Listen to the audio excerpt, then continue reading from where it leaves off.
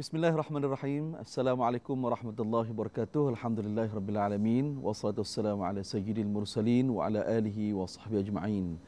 Apa khabar Malaysia? Alhamdulillah, kita bersyukur kepada Allah Subhanahu wa taala pada petang ini, hari Jumaat, Sayyidul Ayyam, keberkatan penghulu segala hari, kita dipertemukan dalam rancangan fikrah yang sentiasa memberikan informasi yang berinteraktif dan berautoriti sebagai panduan kita bersama. Dan kami warga kerja Fikrah ingin merakamkan setinggi-tinggi ucapan terima kasih dan penghargaan kepada seluruh rakyat Malaysia kerana terus menyokong dan memberikan dokongan yang padu kepada rancangan Fikrah. Alhamdulillah. Baik hadirin semua, untuk kita terus berinteraksi lebih interaktif, saudara kami jemput para penonton sekalian untuk sama-sama melayari Facebook rasmi kami www.facebook.com/palang ataupun /fikrah. Di situ boleh dapatkan informasi dan berinteraksi dengan kami dengan lebih lanjut, insya-Allah. Baik hadirin semua, janji kami tak pernah kami ubah. Kami akan memberikan maklumat yang tepat, sahih dan berpedoman kepada kita semua, insya-Allah. Dan pada petang ini, durasi 60 minit, kita akan membincangkan topik sakit, ikhtiar atau berserah. Saya ulang sekali lagi, sakit, ikhtiar atau berserah, untuk sama-sama kita kupaskan, kita fahami bersama, dan kita sangat bertuah pada petang ini. Sekali lagi kita dikunjungi oleh dua orang tokoh yang sangat berpengalaman, merupakan alumni Darul Quran Jakim yang sekarang ini sangat aktif memberikan ceramah dakwah seluruh Malaysia. Saya perkenalkan ahli panel kami yang pertama, Al-Fadhil Ustaz Ikmal Zaidi bin Hashim. Beliau merupakan pensyarah di College Universiti Islam Antarabangsa Selangor, KUIS. Assalamualaikum Ustaz. Waalaikumsalam warahmatullahi wabarakatuh. Terima kasih kerana kesekian kalinya sudi berkunjung ke rumah kami ini. Terima kasih kembali. Terima kasih banyak Ustaz. Dan panel kita yang kedua, Ustaz Abdullah Bukhari bin Abdul Rahim, merupakan pensyarah di Universiti Islam Antarabangsa Malaysia. Assalamualaikum Ustaz Abdullah. Waalaikumsalam. Alhamdulillah, selalu kami membaca artikel-artikel Ustaz di majalah, di akhbar. Sangat memberikan ilmu kepada kami Ustaz. Terima kasih Ustaz. Baik hadirin semua, sebelum kita berbincang lanjut topiknya sakit, berserah ataupun kita berikhtiar, kita saksikan ringkisan yang telah disediakan oleh pihak penerbitan. Silakan. Allah kata sanurihim ayatina fil afaq. Mungkin tuan-tuan pelik apa kaitan dengan perubatan Islam. Dekat dah ni. Lepas ni saya akan share satu ayat.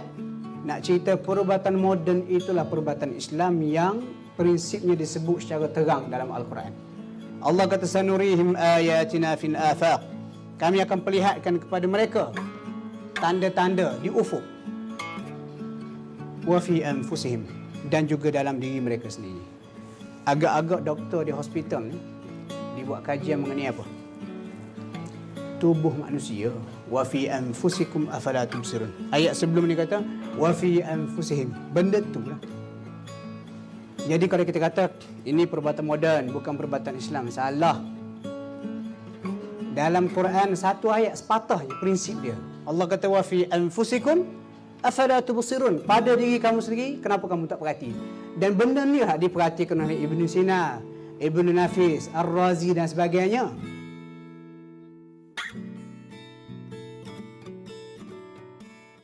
Baik saudara, ayuh kita mula gelanggang bicara kita dengan kita bertanya kepada Ustaz Ikmal. Soalan pertama Ustaz. Sakit, ikhtiar ataupun berserah saja pada takdir? Komen Ustaz. Bismillahirrahmanirrahim. Alhamdulillahirabbil alamin. Wassalatu wassalamu ala alihi wa sahbihi ajma'in. Jadi bila kita membicarakan tentang sakit, ya, tak ada orang yang tak sakit Ustaz. Ya. Semua orang sakit. Sama ada sakit fizikal, jasmani ataupun sakit rohani. Jadi kita sebagai hamba Allah Ta'ala menerima sakit itu seperti mana kita menerima sihat juga sebagai satu takdir Allah Subhanahu Wa Ta'ala. Jadi bila dipersoalkan, bila kita sakit, adakah kita perlu berserah saja tanpa berbuat apa-apa ataupun kita berikhtiar, maknanya melakukan sesuatu untuk menghilangkan kesakitan itu. Ya. Di konsep ini, isu ini telah pun diterangkan oleh Rasulullah sallallahu alaihi wasallam. Bila mana satu hari dari hadis daripada Usamah bin Syarik dalam Sunan Abi Daud, diceritakan satu hari Nabi SAW bersama-sama para sahabat dan sahabat ketika itu duduk diam umpama ada burung di atas kepala mereka. Jadi di tengah keadaan yang sunyi itu tiba-tiba datang golongan A'rabi. Kita tahu orang A'rabi ni mana orang Arab duduk di kampung-kampung lah. Datang daripada segenap penjuru dan bertanya Nabi secara spontan. Maka salah seorang bertanya kepada Nabi, "Ana tadawa ya Rasulullah?" Adakah kita perlu berubat ya Rasulullah? Maka Nabi kata, "Na'am." Ya. Fa inna Allah la yada'u da'an illa wada'a ma'ahu dawa' illa da'in wahid wa huwa al-haram. Atau kama qala Nabi sallallahu alaihi wasallam. Nabi kata, ya, kita perlu berubat. Kerana Allah Taala telah menjadikan penyakit dan bersama-samanya Allah ciptakan juga ubat. Ya, melainkan satu penyakit yang tak ada ubat, kata Nabi, iaitu penyakit tua. Maknanya daripada hadis ini Rasulullah SAW telah menunjukkan pada kita bahawa berubat itu satu cara kita memenuhi sunnatullah, pada masa yang sama kita penuhi syariatullah. Kerana dalam hadis ini berkata, tadawaw ya ibadallah, berubatlah kamu wahai hamba-hamba Allah. Maknanya ini arahan Nabi. Fa'il tu fa'il amar. Fa'il amar. Berubatlah kamu wahai hamba-hamba Allah. Kerana Allah jadikan setiap penyakit itu bersamanya ada ubat. Dan ada hadis yang lain disambung lagi, wala tadawaw biharam. Itu prinsip. Janganlah kamu berubat pada perkara-perkara atau menggunakan ubat-ubat yang haram. Maka jelas pada kita bahawa berubat itu satu ibadah. Maknanya ada unsur berpahala di situ. Maka tidak wajar kita mengambil langkah berserah kepada Allah semata-mata, kerana ini juga adalah seperti mana kita mencari rezeki, konsepnya. Seperti mana kita disuruh untuk keluar mencari rezeki, begitu juga kita disuruh keluar untuk mencari kesembuhan daripada penyakit. Wallahu a'lam.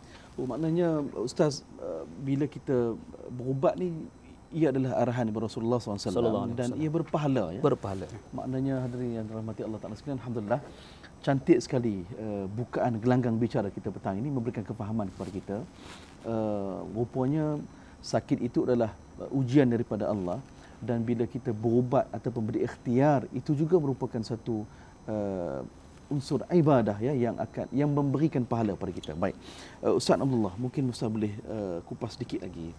Dalam Al-Quran, dalam surah Al-Isra, Allah menyebut bagaimana wa nunazzilu minal Quran ma huwa shifaa wa rahmatul lil mu'minin. Al-Quran dikaitkan dengan unsur syifa, penyembuh. Jadi mungkin kupasan Ustaz, apa yang sebenarnya yang Allah maksudkan dalam ayat ini? Okey, terima kasih Ustaz Zarifi. Teman saya Ustaz Ikmal Zaidi, para penonton dirahmati Allah sekalian. Assalamualaikum warahmatullahi wabarakatuh. Jadi satu pembukaan yang cukup baik daripada teman saya Ustaz Ikmal Zaidi berkaitan dengan sakit, dia merangkumi fizikal, spiritual dan juga emosi. Jadi kalau kita katakan Rasulullah ni dia seorang pemimpin ataupun rasul Nabi yang cukup bijaksana.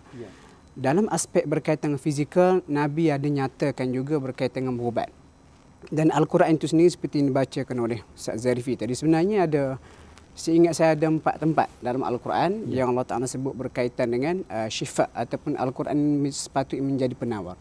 Cuma kesilapan kita, saya perhatikanlah, apabila kita berhadapan dengan ayat-ayat yang menceritakan Al-Quran itu syifa, kita lebih cenderung untuk menjadikan ia seperti ayat untuk merawat sakit fizikal. Sedangkan kalau kita baca ke semua ayat yang berkaitan dengan syifa dalam Al-Quran, selalunya Allah akan gandingkan dengan perkataan huda, petunjuk, rahmat dan juga orang beriman. Kalau kita baca habis ayat itu, Allah kata wa nunazzilu minal Quran, dan kami turunkan pada Al-Quran itu ma huwa shifaa'un wa rahmatul lil mu'minin. Kami turunkan pada Al-Quran itu yang menjadi penawar, rahmat kepada orang beriman. Baca pula surah Yunus ayat 57. Dia kata ya ayyuhan nas, wahai sekalian manusia, qad ja'atkum maw'izatun mir rabbikum, telah datang pelajaran daripada Tuhanmu, wa syifaa'un lima fis sudur, dan juga penyembuh, penawar kepada penyakit-penyakit yang berada di dalam jantung, dalam dada. Wa hudan wa rahmatul lil mu'min, dan petunjuk, rahmat kepada orang beriman. Sama juga kalau kita baca surah Fussilat ayat 44. Dia kata qul huwa syifaa'un wa hudan lil mu'minin. Dikatakan Al-Quran ni digandingkan syifa itu dengan rahmat dan juga kita kata petunjuk kepada orang beriman. Jadi ulama tafsir bincang kenapa dikaitkan syifa rahmat dan juga hidayah itu kepada orang beriman. Sebab orang beriman sahaja yang sanggup untuk mengambil isi kandungan Al-Quran sebagai penawar jiwa mereka. Dan sebelum kita pergi, Al-Quran ini merawat sakit fizikal yang mungkin kita akan lanjutkan sekejap lagi. Contohnya, ayat ni untuk sakit sekian, ayat ni untuk sakit jantung, ayat ni untuk pening kepala. Sebenarnya, penjelasan yang paling tepat, ayat Al-Quran ini turunnya untuk merawat pesakit sakit rohani. Dan kalau kita baca dalam tafsir, para ulama tafsir kata apa? Syifa di situ dia kata penawar isi kandungan Al-Quran, pengajaran ataupun isinya yang Allah Ta'ala bila kita bacakan menghilangkan segala penyakit yang berbentuk syak, wasangka, munafik, syirik, terpeson daripada kebenaran dan sebagainya. Yang contoh paling mudah kalau saya nak ambil contoh, katakanlah seorang ni dia suka mengumpat. Dia suka mengumpat. Dan mengumpat ini kita akui adalah penyakit jiwa. Dan penyakit jiwa yang menyebabkan tidak ada nilai kepercayaan dalam masyarakat. Jadi bagaimana Al-Quran dengan ayatnya bila kita tadabbur, kita perhatikan boleh merawat sakit kita kata mengumpat. Contoh bila dibacakan surah Al-Humazah. Allah kata wailul likulli humazatil lumazah. Celaka bagi siapa yang mencela dan mengumpat. Kemudian di hujung tu Allah Taala sebut mereka yang suka mengumpat akan dihumban ke dalam neraka hutamah. Wa adraka mal hutamah. Kamu tahu dah apa itu neraka hutamah? Narullahil muqadah sampai habis ayat. Jadi orang yang jenis suka mengumpat ni bila dia baca ayat tu menimbulkan gerun. Mengumpat di dunia memang sedap, tetapi besok akan dihumban ke dalam neraka. Jadi dengan menghayati ayat itu mereka akan rasa insaf. Dan next time bila kawan dia nak ajak mengumpat, dia pun ingat kepada teringat ayat tu. Al-Humazah tadi. Dia berkata tak berbaloi, sedapnya sekejap mengumpat 2-3 minit tetapi dihumban ke neraka. Itu contoh syifa Al-Quran. Contoh lain ini banyak contoh ni. Musyrikin Quraisy pada zaman Rasulullah, mereka ni tak percaya kiamat. Dia kata macam mati boleh hidup balik. Jadi Allah pun turunkan ayat-ayat. Contoh di akhir surah Yasin, kita biasa baca Yasin. Dia kata katanya si kafir itu, Ubay bin Khalaf dalam tafsir, man yuhyil 'idhama wa hiya ramim. Siapa boleh hidupkan tulang ni sedangkan dia dah hancur. Dan itu menunjukkan dia ada penyakit dalam jiwa, tidak percayakan kiamat. Jadi Allah pun jawab, qul, kata Muhammad, yuhyihal ladzi ansha'aha awwal marrah sampai habis.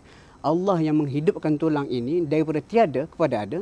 Bila tulang tu dah rosak, Allah sekadar repair sahaja. Contoh kita kata buat meja dengan repair meja. Ternyata repair meja, buat meja lebih sukar. Kalau Allah boleh buat kamu daripada tiada kepada ada, nak repair benda yang rosak itu sangat mudah bagi Allah. Mudah bagi Allah. Jadi mereka berfikir, memahami tadabbur ayat itu, lalu penyakit-penyakit jiwa mereka daripada kufur, syirik, busuk hati akan terubat. Itu maksud yang pertama pada syifa Al-Quran itu. Subhanallah. Hadirin semua, indah sekali ya kupasan Ustaz Abdullah Bukhari kepada kita. Memberikan kefahaman kepada kita bagaimana hebatnya Al-Quran, ya, mukjizatnya Al-Quran, kehebatan Al-Quran terselah, ya, makin kita baca makin ia memberikan kesembuhan rohani kepada kita, dan itulah maksud, antara maksud yang dinyatakan oleh Ustaz Abdullah Bukhari, syifa, ya, Al-Quran itu sebagai syifa. Baik hadirin semua, selepas ini kita nak tanya pula pada Ustaz Ikmal banyak perkara lagi. Sebelum tu kita berehat terlebih dahulu.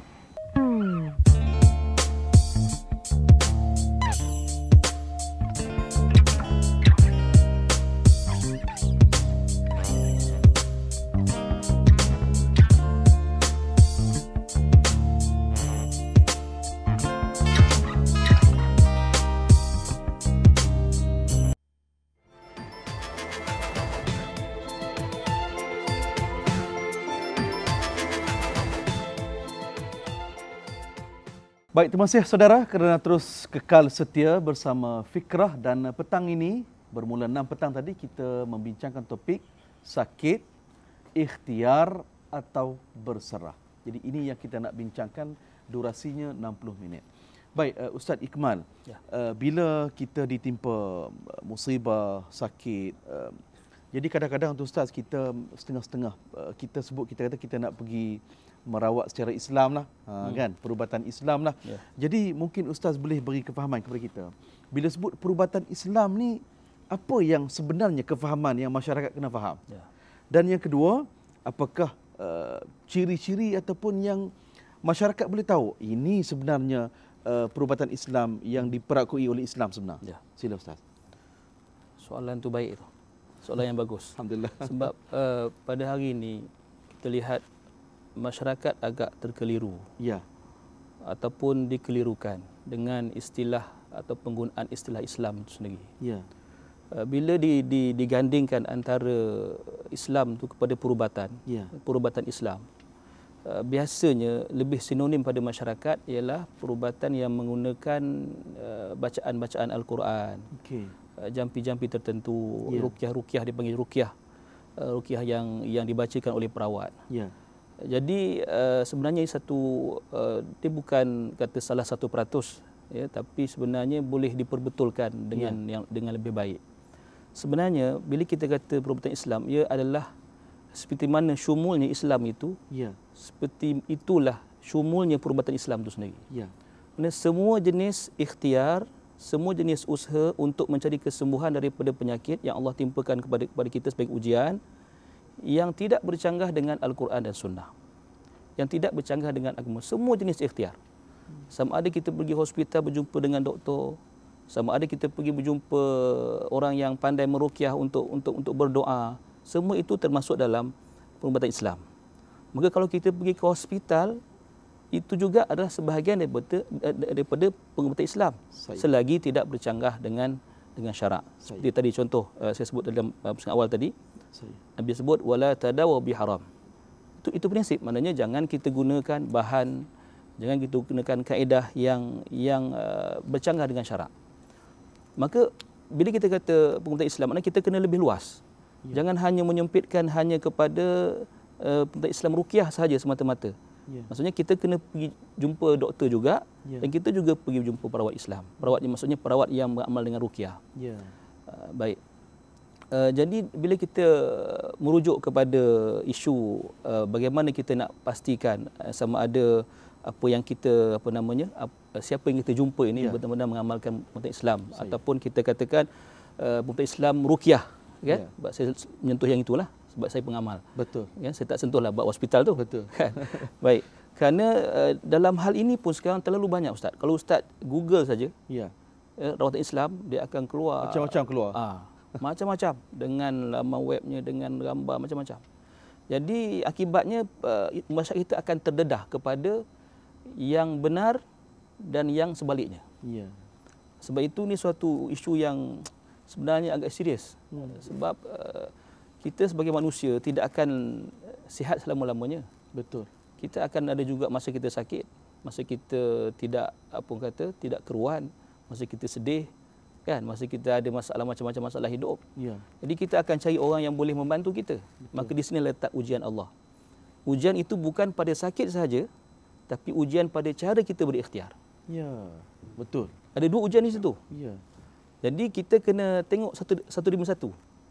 Kalau kita salah dalam berikhtiar, maka sakit yang menjadi ujian itu akan menjadikan kita gagal dalam ujian itu. Ini perkara bahaya sebenarnya, Ustaz. Jadi saya suka saya berkongsi dengan penonton sekalian. Saya bawa sedikit saja contoh atau ciri-ciri perubatan Islam. Kita kena faham. Bila kita kata perubatan Islam, dia adalah perubatan yang mementingkan soal akidah. Soal akidah pesakit. Ya, contohnya kita akan konsult pesakit tentang konsep qada dan qadar.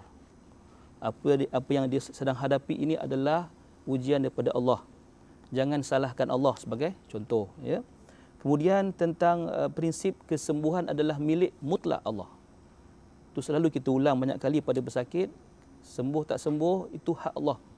Bukan hak saya, bukan hak doktor, bukan hak perawat ruqyah dan sebagainya. Yang ketiga, penyakit dan penawar ini datang daripada Allah, dan bila kita berubat itu ibadah tadi. Kefahaman itu perlu ditanamkan supaya mereka tidak kecewa. Sebab banyak kita lihat pesakit-pesakit yang datang, mereka antaranya ialah orang sakit, kan, maksudnya dia akan cepat kecewa. Dia rasa Allah tak suka dia, dia rasa Allah lah yang tak pernah memberi kesenang pada dia, maksudnya bila dia kena sakit yang agak serius, kan. Jadi itu yang kita jumpa. Baik. Yang kedua, ciri yang penting ialah mematuhi syariat dalam kaedah dan bahan yang digunakan. Kaedah kena ikut syariat, bahan juga kena ikut syariat. Maka itu kita kena teliti. Dalam soal itu mungkin Jakim lebih berpengalaman dalam soal ubat-ubat yang digunakan, halal atau tidak. Baik. Lagi satu yang agak penting ialah doa dan ruqyah mesti menjadi identiti kepada perubatan Islam. Saya kata identiti.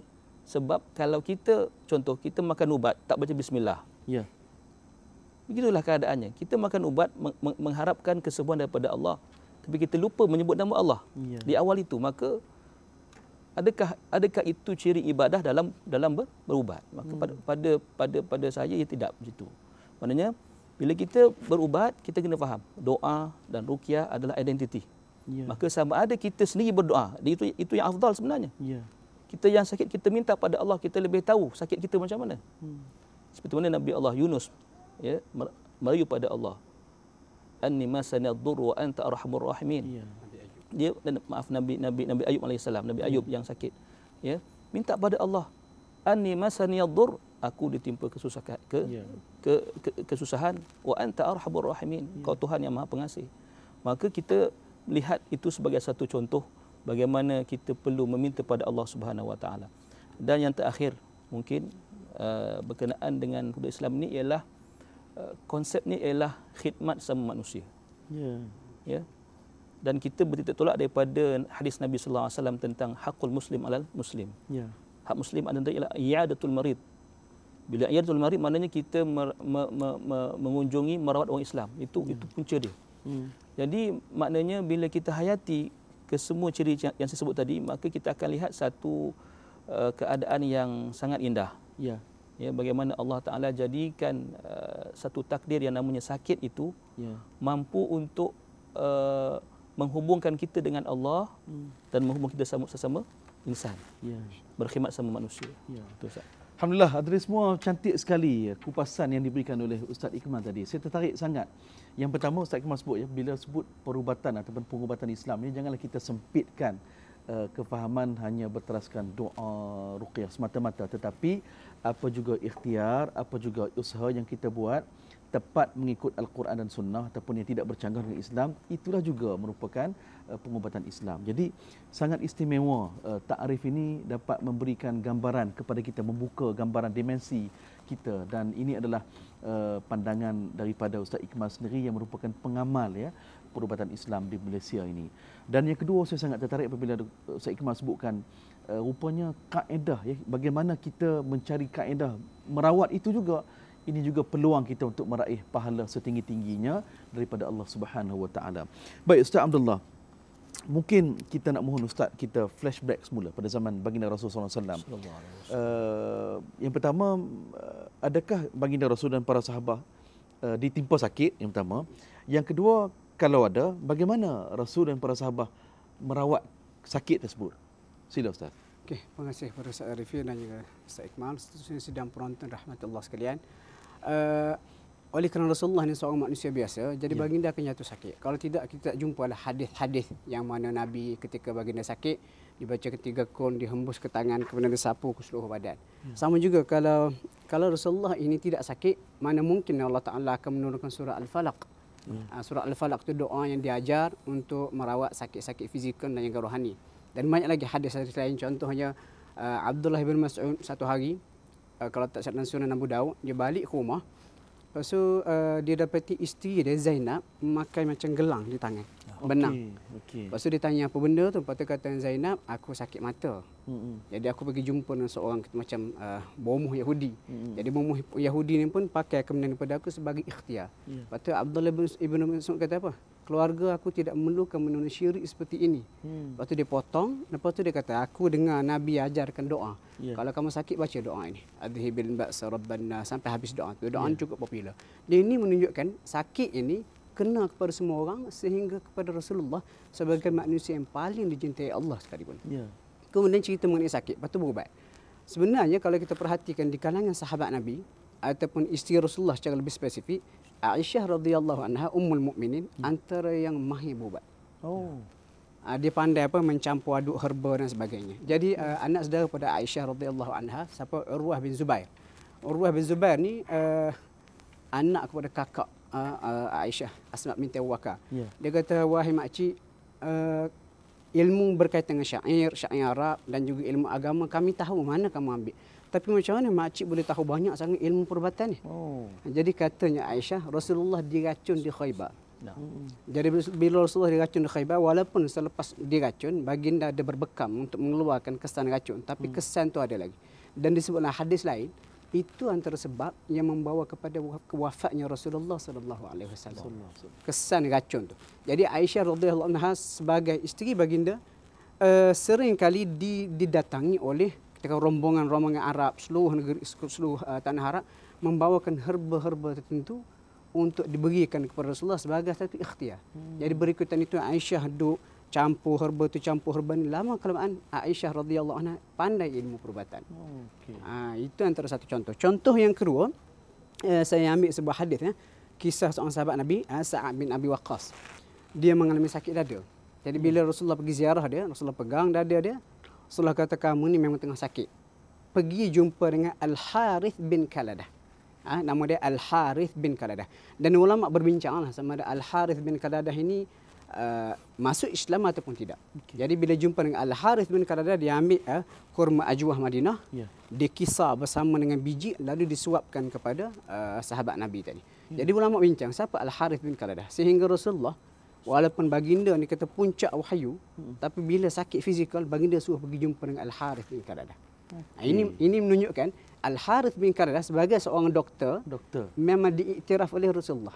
Dan Rasulullah bila sahabat ni datang sakit, bukan kata dalam peristiwa ini dia letak tangan di dada lalu dibacakan sesuatu sembuh sakit. Nak cerita Rasulullah meraihkan aspek fizikal dan juga rohani.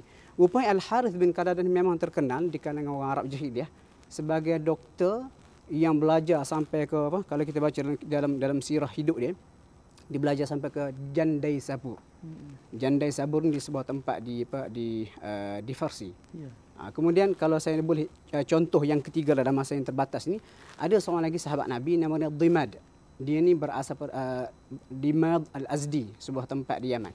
Cerita dia dalam Sahih Muslim kisah ni, dia telah hijrah sampai ke Mekah untuk buat haji. Dan pada masa itu Rasulullah ni mendapat tantangan hebat oleh musyrikin Quraisy, dan musyrikin Quraisy menyebarkan propaganda kepada para jemaah haji supaya tak pergi dekat dengan Rasulullah dan terpengaruh dengan apa yang dibawa oleh baginda. Kemudian antara propaganda yang dibuat oleh musyrikin Quraisy, dia kata Muhammad ni kalau ada datang mengaku sebagai Nabi, dia ni gila.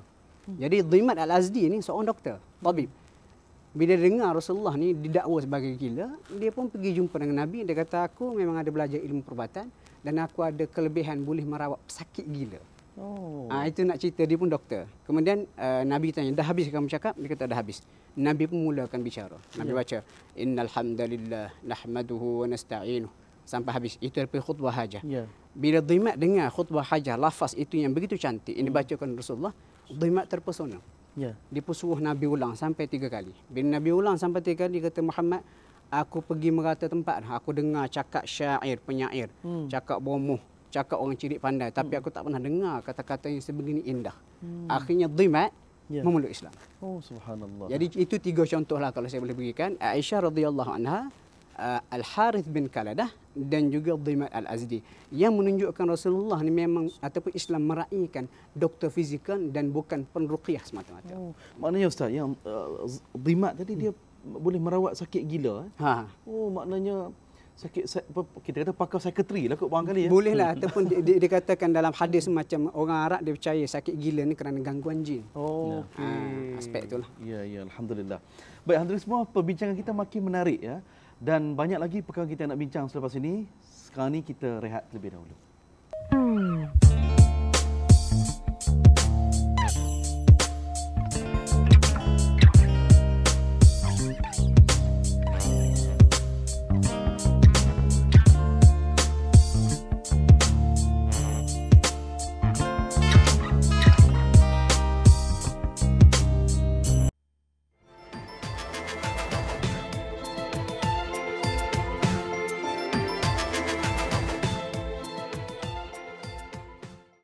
Baik, terima kasih saudara kerana tetap dan terus setia dengan Fikrah, perbezaan kita raih, penyatuan yang dicari.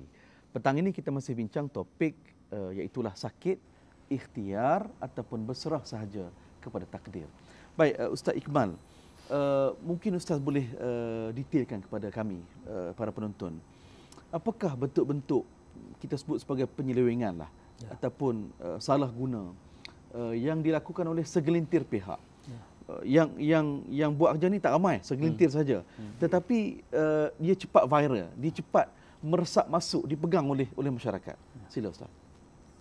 Baik, memang dalam isu mencari kesembuhan ini, Ya. ramai dalam kalangan umat Islam diuji oleh Allah Ta'ala Ya. kerana mereka akan cepat terpengaruh. Ya. Ya. Kerana mereka menjadikan kesembuhan itu sebagai justifikasi. Kesembuhan. Ya. Dia kata, saya pergi jumpa dia ni sembuh. Bila tu orang cakap, jangan, ini amalkan sihir, contoh kata. Dia kata, saya bawa anak saudara saya sembuh. Saya sendiri sakit sembuh. Jadi kesembuhan itu menjadi alasan untuk membenarkan kaedah itu. Jadi ini satu perkara yang perlu diubah. Saya ulang lagi, kesembuhan tidak menjadi justifikasi kepada benar atau salah kaedah itu. Okey. Contoh katalah saya jumpa Ustaz Abdullah Bukhari, dia seorang perawat. Ya. Kan, dia rawat saya tak sembuh. Kan? Saya jumpa dengan katalah bomoh siam, contoh kata. Ya, ya. Sembuh pula tu. Sembuh pula. Adakah kerana sembuh dengan bomoh siam itu saya kata, oh betul lah bomoh siam tu. Nampak? Ini satu, ini katakan cara syaitan menipu kita. Ya, betul Ustaz. Contoh kan, dalam yang kita berhadapan juga kadang yang baca Quran betul tajwidnya kan, yang betul makhrajnya, hak ni tak sembuh. Tapi hak tu ngalang ni, hak ni sembuh pula. Jadi betul apa yang Ustaz sebut tadi. Sila Ustaz, sambung. Baik. Jadi suka saya berkongsi dengan penonton sekalian.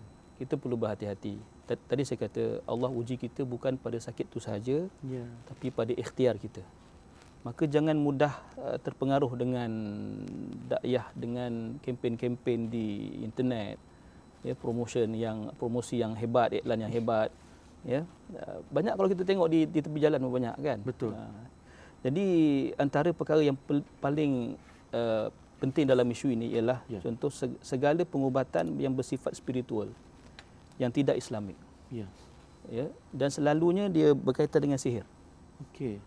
Jadi bila kita faham konsep ini, maknanya contoh kata seorang itu ada penyakit yang dikatakan berpunca daripada sihir. Maka dia pergi berjumpa dengan perawat yang beramal dengan sihir. Ya. Maka kita kena faham, sihir tidak boleh dirawat dengan sihir. Okey. La yuraddu sihr bis-sihr. Itu konsepnya. Ya. Okey, kita kena ingat kisah Nabi Allah Musa dengan tukang sihir Firaun.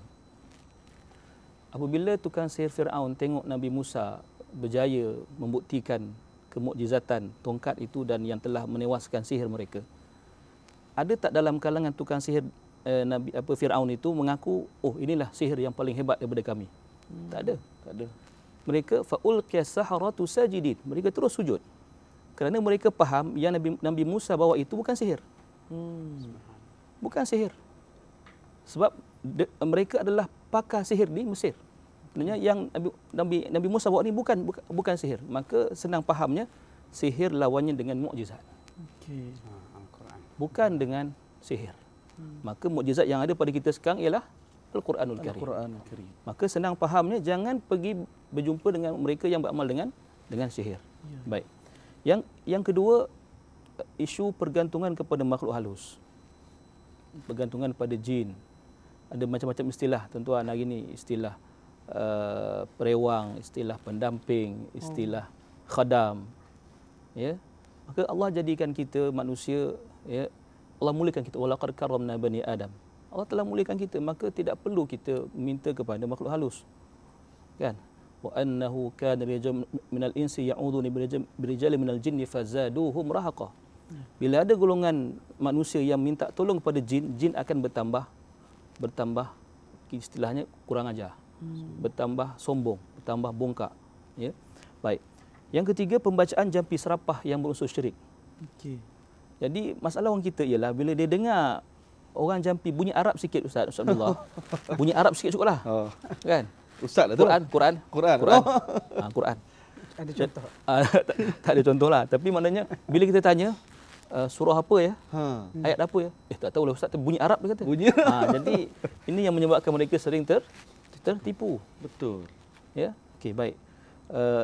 Antara lagi ialah penyalahgunaan ayat-ayat Quran. Okey. Contoh yang saya pernah jumpa sendiri, Ustaz. Ya. Saya pernah merawat ada seorang pesakit sawan. Ya. Jadi saya pergi ke hospital sebenarnya. mak ayah dia minta tolong. Jadi saya pergilah. Jadi tengah saya merawat tu saya ternampak ada bungkusan di bawah bantal. Oh. Saya tariklah keluar. Saya kata, ni apa ni? Dia kata, ni ada orang bagi, tangkal. Oh. Tulisannya macam ayat Quran. Saya buka. Jadi saya baca, aku ni apa Quran tapi tak tahu surah apa. Tak jumpa. Bila saya tengok, saya perhatikan rupanya dia tulis terbalik. Oh. Ayat Quran tu ditulis terbalik. Maknanya daripada ujung ke pangkal. Oh. Kan, jadi itu antara cara mereka untuk melakukan sihir. Ya. Maka senada daripada itu ialah pemakaian tangkal dan azimat. Ini memang banyak. Ya, kadang-kadang tangkal bukan murah, Ustaz. Ya. Saya pernah jumpa tangkal berharga 20,000. Allahu Akbar. Dan ada orang beli ya, Ustaz? Ada orang beli. Aduh, ya Allah. Ada orang beli. Tangkal down payment kereta 20,000, Ustaz. Jadi maknanya memang ada orang yang kena tipu sampai begitu sekali. Ya, maka kita kena ingat, bila ada tangkal sahaja tolak bulat-bulat. Innar ruqa wat tamaima wati wala tasyirk, itu jelas. Jampi-jampi yang tidak Islamik, tamaim, tangkal ni, tamimah ataupun tamaim ni tangkal, maka tolak. Syirkun kata Rasulullah sallallahu alaihi wasallam. Baik. Yang antara yang lain, penggunaan bahan-bahan yang kotor dan najis sebagai ubat. Guna darah. Ya, sembelih burung, ambil burung sapu, ambil darah burung tu sapu. Ambil najis dan sebagainya, semua ya adalah cara-cara yang menyeleweng daripada Islam sebenarnya. Kemudian kaedah yang melakukan ritual-ritual tertentu. Ya. Seperti tadi sembelih binatang, kan? Pemujaan, puja. Puja kubur, puja busut, macam-macam puja, Ustaz. Macam-macam. Ya, dan juga termasuk juga menggunakan kemenyan ataupun setanggi asap tu untuk memanggil jin sebenarnya. Itu banyak yang begitu. Menurun sebagainya. Ya. Dan ada juga yang mendakwa dapat ilmu merawat ni melalui mimpi. Ini pun ini ramai satu hal juga ni. Sebab kita tanya kan, kadang kita tanya mana dapat ubat ni, saya tak belajar mana-mana. Saya dapat mimpi. Jadi saya bangun tidur dah pandai berubat dah. Pandai berubat tu. Ini adalah antara unsur-unsur atau ciri-ciri pengamal yang kita perlu jauhi. Ya.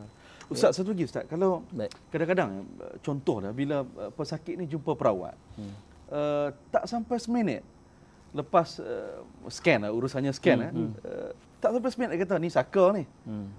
Jadi tak sebenar-benar kadang-kadang bila orang tu pegang tu dia jadi bergaduh pula. Betul. Apa nama suami isteri, adik-beradik, sepupu ipar dua ni. Komen Ustaz. Memang saya kebetulan ada kes yang macam ni. Ya.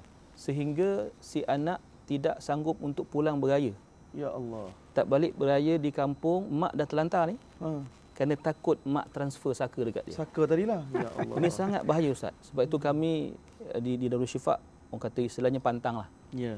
Pantang sebut perkataan saka pada pesakit. Ya. Kerana kita tak tahu. Bila kita kata saka, mana kita menelah perkara gaib. Kita meramal. Kita dah masuk dalam golongan peramal dah tu. Antaranya ramal berapa ekor jin dalam badan orang ni. Allah. Tapi yang best tu apa? 10 ekor, 1 ekor 100. Pula. Itu yang best tu. Jadi inilah masalah orang kita. Tapi ada yang bayar. Ya. Bahkan ada yang berterusan sampai begitu sekali. Ya. Jadi tadi isu saka tadi saya minta supaya masyarakat jangan tertipu. Ya. Saka ni maknanya kita menuduh. Tuduhan. Ya. Kita menuduh datuk nenek kita melakukan syirik. Betul. Sebab saka maknanya kita kata dia guna ataupun beramal amalan yang salah. Ya. Maka tuduhan ni ada pemberat dia, Ustaz. Betul. Siapa nak jawab ni? Betul. Orang dah meninggal. Kita kata dia ada. So kalau betul pun sebagai perawat di Darul Syifa, kami tidak, kalau katakan betul pun kita rasa benda tu ada kaitan dengan saka, kita diam je. Ya. Cukup kita rawat. Sebab memang kalau kita cakap saka, dia akan siasat sampai keturunan dia. Betul. 7 keturunan dia cari. Betul. Bergaduh. Memang bergaduh. Bahkan ada kes suami menceraikan isteri. Allah. Kerana tak dapat terima yang isteri dia ada saka. Ini berlaku. Kisah benar, Ustaz. Kisah benar. Jadi pada pandangan saya lah, isu saka ni memang sangat-sangat serius. Betul. Sebab itu saya berpesan kepada para perawat di luar sana, janganlah kita menyusahkan masyarakat. Betul. Kita, orang datang jumpa kita dengan satu penyakit. Ya. Dia bawa pulang penyakit lain pula. Allah, betul. Jadi tambah satu penyakit. Tambah penyakit lain pula. Betul. Baik, hadirin semua. Subhanallah, saya catat di sini kurang lebih ada 8 perkara yang disebut oleh Ustaz Ikmal, saya kira ini satu pendedahan eksklusif lah ya kepada penonton fikrah untuk kita berhati-hati.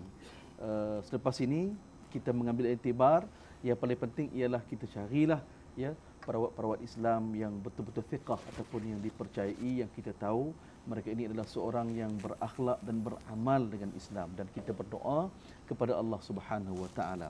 Baik, menarik sekali Ustaz Ikmal, terima kasih banyak atas kupasan yang sangat eksklusif kepada kita semua. Baik, Ustaz Abdullah, kita nak mohon tanya satu lagi Ustaz. Kadang-kadang hari ini kita terima WhatsApp, SMS macam-macam. Okey, dia kata okey, ayat pengasih, baca ayat ni 7 kali contoh. Ayat untuk melembutkan hati suami, baca ayat ini. Ayat nak buka pintu, macam-macam. Jadi komen Ustaz tentang perkara yang berlaku sekarang ni. Okey, terima kasih Ustaz Zarifi. Ustaz Ikmal, menarik tadi berbincangan ni. Berkaitan dengan ayat ni untuk ni, ayat ni untuk ni, sebenarnya kalau secara prinsip kita boleh katakan Imam As-Suyuti dalam kitab Al-Itqan fi Ulumul Quran, dia ada sentuh satu bab. Bab ni panggil khawasul Quran. Khasiat pada ayat Al-Quran. Dan dia ambillah beberapa contoh yang pernah dilakukan oleh para sahabat Nabi. Contohnya Sayyidina Ali radhiyallahu anhu pernah naik kuda tulia. Dia membacakan ayat 83 ke 84 surah Ali Imran. Surah Ali Imran. Afa ghayra dinillahi yabghun, adakah kamu nak cari agama lain selain daripada agama Allah? Walahu aslama man fis samawati wal ardi taw'an wa karahan wa ilaihi yurja'un. Sedangkan tunduk kepada Allah semua makhluk berada di langit dan di bumi secara rela ataupun terpaksa. Waktu dia tiup pada telinga kuda tu jenak. Ada. Sama juga peristiwa lain, seorang lelaki ini disebut oleh Imam Ibn Kathir, sebuah riwayat dalam tafsir dia, ketika mentafsirkan ayat terakhir surah Al-Mu'minun, afahasibatum annama khalaqnakum. Seorang lelaki macam terkena gangguan ataupun dia kena sampuk jin lah. Jumpa dengan Abdullah bin Mas'ud. Lalu Abdullah bin Mas'ud membaca ayat tu, afahasibatum annama khalaqnakum sampai habis. Lepas tu lelaki tu sembuh. Bila benda ni didapurkan kepada Rasulullah sallallahu alaihi wasallam, baginda berkata, tanya ayat mana yang kamu baca? Dia cerita ayat tu. Lepas tu Nabi berkata, kalau sekiranya seorang lelaki yang yakin, beriman, bacakan kepada gunung sekalipun, gunung akan hancur. Dan sama juga kita tengok bagaimana sahabat Nabi, Sa'ad bin Abi Waqqas, tak salah dalam Sahih Bukhari, bacakan kepada ketua kampung yang disengat binatang berbisa, Fatihah sahaja, boleh sembuh. Jadi kesimpulannya, benda ni ada. Cuma kita nak kena ingat, dia bukan semata-mata ayat itu. Ayat itu bagi saya dah jadi isu kedua, secondary. Yang pertama adalah siapa yang membaca. Dan sudah pasti katakanlah ada orang sakit datang jumpa saya, dan Ustaz Ikmal pun ada sekali. Dia ada pengalaman merawat. Saya tak ada pengalaman merawat. Saya bacakan Al-Fatihah dengan Ustaz Ikmal yang ada pengalaman dan keyakinan yang lebih berbanding saya, baca, kesannya berbeza. Jadi oleh kerana benda ni berbeza, kita kata kesan mengikut kualiti iman individu. Bila kita sebarkan dalam WhatsApp suatu ayat seolah-olah inilah kita kata boleh digunakan secara umum, saya kurang setuju. Saya kurang setuju. Sebab apa? Yang pertama sekali, tuan-tuan sedang penonton rahmatullah sekalian, penting untuk kita ketahui, bila kita dapat mana-mana ayat, mula-mula sekali sebarang ayat Al-Quran kita mesti tunaikan hak Allah terlebih dahulu. Apa maksud hak Allah? Hak Allah tu bila kita baca suatu ayat, kita kena faham apa yang Allah nak sampaikan pada ayat ini dahulu, barulah kita bawa ke lain. Contoh ayat pengasih tadi. Surah Ali Imran 31. Qul in kuntum tuhibbunallaha fattabi'uni yuhibbukumullah. Katakanlah Muhammad, kalau kamu cintakan Allah, ikut aku, Allah akan balas cinta kamu dan ampunkan dosa kamu. Ayat tu mula-mula Allah Ta'ala mengarahkan kita supaya mengikut sunnah Nabi. Tapi masalah pokok ni, ayat pengasih. Dia baca, dihembus pada perempuan ke semua sekali, dan pada masa yang sama dia tidak mengikut sunnah Nabi yang sebagaimana dituntut oleh Allah. Jadi tak kena. Dan kalau boleh saya sentuh contoh lagi, orang duk tanya mengenai ayat sakit lutut, sakit pinggang, ni duk tersebar. Wa idza batashtum jabbarin. Memang berdasarkan pengalaman para ulama orang soleh. Dibaca ayat ni, gosok ke lutut, gosok ke belakang boleh hilang. Tetapi pada tahap kita, bila ayat ni dibacakan, mula-mula sekali sebelum nak tepuk pinggang, nak tepuk lutut, mula-mula sekali kita kena tahu apa yang Allah nak sebut dalam ayat ni. Rupanya ayat tu cerita mengenai kejahatan kaum Ad. Kaum Ad ni diutus kepada mereka Nabi Hud alaihissalam. Dan mereka ni fizikalnya besar, tinggi, kuat. Dan mereka ni bila kuat, dia suka buli orang. Dan antara perangai buli dia tangkap tawanan, dia buat apa? Wa idza batashtum, bila kamu memukul. Batashtum, memukul tawanan kamu, jabbarin, dengan cara yang kasar. Jadi ayat tu pengajaran utama, jangan buli orang dengan sedikit kekuatan yang kamu ada. Jadi kalau kita dah faham begitu, lepas tu kita nak bawa kepada rawatan-rawatan ataupun berdasar pengalaman Rasulullah tak jadi masalah. Yang kita risau, ayat ni diturunkan Allah semata-mata untuk sakit jantung, sakit pinggang. Jadi tertutup maksud sebenar Al-Quran. Cantik Ustaz kupasan yang Ustaz berikan maknanya. Kena faham dah tu Ustaz tak? Betul. Al-Quran itu apa ayat itu maksud, faham dulu. Lepas tu amal, dan amal dengan doa tu doa yang sungguh-sungguh Ustaz sebut kepada kita. Doa sungguh-sungguh pada Allah Subhanahu Wa Taala. Baik hadirin semua, makin menarik perbincangan kita, tetapi kita rehat terlebih dahulu.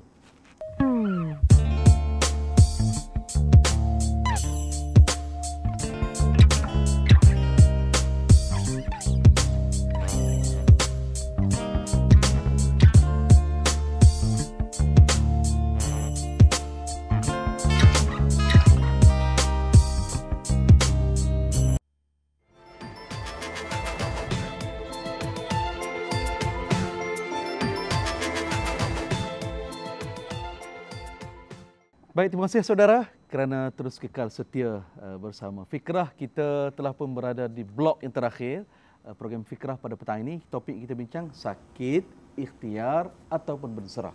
Baik Ustaz Ikmal, Ya. Mungkin di akhir ini Ustaz boleh berikan kefahaman lagi kepada kami. Apakah yang nak dimaksudkan Islam tentang konsep ikhtiar dalam Islam Ustaz? Tentang ikhtiar. Perkataan ikhtiar ni sering menjadi alasan juga kepada masyarakat umum untuk menghalalkan segala cara. Okey. Contoh apa pasal pergi tanya orang kan? Apa pasal pergi jumpa orang ini? Kan kita tahu dia ni bomoh dan sebagainya. Ikhtiar Ustaz. Nampak tak? Ya. Apa pasal buat begini kan tak baik ikhtiar. Jadi seolah-olah perkataan ikhtiar tu jadi satu satu alasan yang boleh pakai pada semua keadaan. Ya.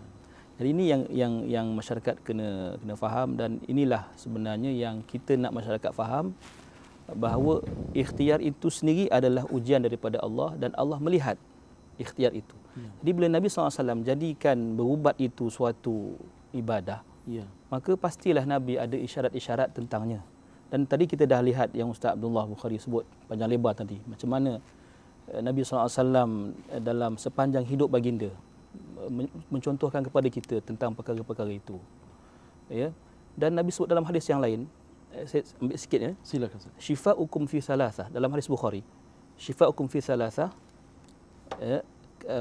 syirtati mihjamin wa syarbati asalin wa kayati narin wa anahu ummati anil kay. Ya. Nabi kata penawar bagi kamu ada tiga. Pertama ialah pisau tukang bekam. Nabi suruh bekam. Ya. Yang kedua syarbati asalin, minum madu. Dan yang ketiga kayatinarin, kayah maknanya menggunakan besi panas. Dan Nabi kata aku larang umatku menggunakan rawatan dengan besi panas. Maknanya Nabi tak sebut dalam tu yang tentang Quran ke doa, tidak. Ya. Maknanya ikhtiar cara itu juga merupakan suatu suruhan Nabi SAW. Ya. Dan kita tengok kalau ketiga-tiga ini merupakan simbol kepada perubatan hari ini, isyarat. Ya. Contoh pisau tukang bekam. Maknanya sekarang ni kita memang ada pembedahan. Ya. Bekam pun ada, pembedahan pun ada. Maknanya melukakan tubuh untuk menyembuhkan penyakit. Yang kedua dengan minum madu. Minum madu ni kita boleh kiaskan kepada semua jenis ubat, semua jenis bahan herba dan sebagainya. Dan kayatinarin, perubatan dengan suhu panas. Kita banyak mengubat orang kanser pakai apa? Pakai kemo kan? Ya. Yang menggunakan suhu panas daripada bahan radioaktif. Daripada sinar X dan sebagainya lah. Jadi maknanya di situ seolah-olah Nabi telah mendahului zaman, memberitahu kita bahawa akan digunakan ketiga-tiga kaedah dalam merubat penyakit manusia, fizikal manusia. Ya. Subhanallah. Jadi itu juga ikhtiar. Ya. Maka bila kita faham ikhtiar dalam Islam, maknanya dia meliputi semua. Ya. Dia meliputi semua, dan kita jangan tertipu dengan hal-hal yang boleh menyebabkan kita bukan saja rosak dari segi syariat, tapi yang lebih hebat lagi rosak dari segi akidah. Waliyahzubillah. Subhanallah, hadirin semua, begitu cantik ya kupasan rumusan yang diberikan oleh Ustaz Ikmal kepada kita, merumuskan apa daripada sabda Rasulullah SAW yang disebutkan tiga perkara tadi.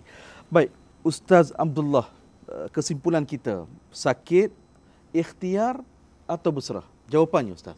Jawapannya sudah pasti, kita mesti berikhtiar, dan pastikan ikhtiar kita itu yang selari ataupun kena kehendak Allah dan juga Rasulullah. Kita jangan sampai sakit kita menjadi ujian yang menggagalkan kita dalam hidup beragama. Sebab Allah Ta'ala sebut, dia kata wa nabluukum bisyarri wal khairi fitnatan wa ilayna turja'un, surah Al-Anbiya. Dan kami uji kamu dengan kesusahan dan juga kebaikan sebagai ujian, dan kepada kami kamu kembali. Jadi kita rasa jangan kita penting matlamat nak sembuh, tetapi kita menggunakan kaedah-kaedah yang tak betul. Sebab apa? Sudahnya kita akan kembali kepada Allah, dan tindakan kita memilih teknik perubatan hak tak betul itu maka menyebabkan kita sengsara di sana. Dan yang akhir sekali saya boleh katakan, sakit ini ada hikmah. Antara hikmah sakit yang kita boleh pelajari, kita akan lebih menghargai, kita kata, agama, yang mana Al-Quran ataupun hadis Nabi tadi pun mengarahkan kita supaya berubat. Ini menunjukkan betapa Islam ni agama yang cukup sempurna, menyentuh semua benda. Dan bila kita sebut mengenai berubat, kita kena ambil kira aspek 3 komponen yang ada pada manusia, aspek fizikal, rohani dan juga emosi. Dan ketiga-tiga ini perlu seiring ataupun seganding. Bila kita sakit berkaitan dengan rohani, jumpalah orang yang selayaknya untuk kita jumpa. Dan apabila sakit kita itu melibatkan fizikal, pergilah ke hospital. Dan kalau sama juga berkaitan dengan emosi, ini pun kita kata boleh jumpa dengan kita kata pakar yang ruqyah ataupun pakar psikiatris yang boleh merawat ketiga-tiga tu. Jadi kesimpulan dia, berubat, jangan tak berubat. Ubat itu adalah satu ibadat yang akan memberikan pahala kepada kita. Sakit pun dapat pahala, berubat pun dapat pahala, insya-Allah. Baik, hadirin semua, saya kira rumusan akhir yang diberikan oleh Al-Fadhil Ustaz Abdullah Bukhari sekejap tadi sangat tuntas sekali. Sakit, berubatlah. Itulah bahasa yang digunakan untuk memberi fahamkan kepada kita semua. Jadi hadirin semua, alhamdulillah, durasi perbincangan kita 60 minit telah pun hampir selesai. Mudah-mudahan perbincangan petang ini mampu membuka dimensi kefahaman kita dalam mana kita mengurus sakit kita. Bagaimana Ustaz Abdullah Bukhari dan Ustaz Ikmal nyatakan, sakit merupakan ujian daripada Allah yang akan diganjarkan pahala setinggi-tingginya. Dan kaedah kita merawat, kaedah kita berubat itu juga merupakan satu urusan ibadah di sisi Allah Subhanahu Wa Taala yang akan diganjarikan pahala yang setinggi-tingginya jika betul caranya seperti apa yang disebutkan oleh Allah dan Rasulnya. Jadi hadirin semua, terima kasih kepada Ustaz Abdullah Bukhari dan Ustaz Ikmal Zaidi kerana terus menjadi rakan tetap ya rancangan Fikrah, kerana alhamdulillah bila ada Ustaz Abdullah dan Ustaz Ikmal ni, rating kita semakin tinggi. Jadi kita nak jemput lagi Ustaz Abdullah dan Ustaz Ikmal. Jadi terima kasih kepada para penonton sekalian kerana terus kekal setia menonton dan menyokong Fikrah. Terima kasih. Terima kasih. Terima kasih. Kita jumpa di rancangan. Assalamualaikum warahmatullahi taala wabarakatuh.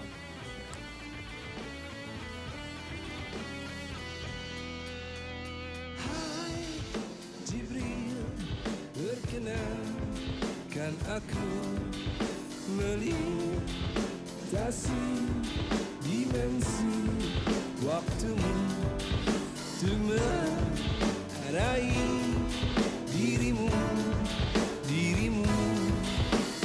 Kaulah bersama dari surga, berilah aku setitik kuasanya untuk meraih kemenangan bagi yang berhak, yang selalu dilindas tirani yang membawa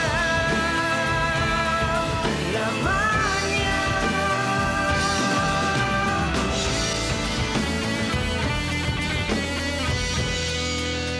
Bahwasanya mereka berkuasa di atas tangis dan sebuah kekalahan, tapi dia yang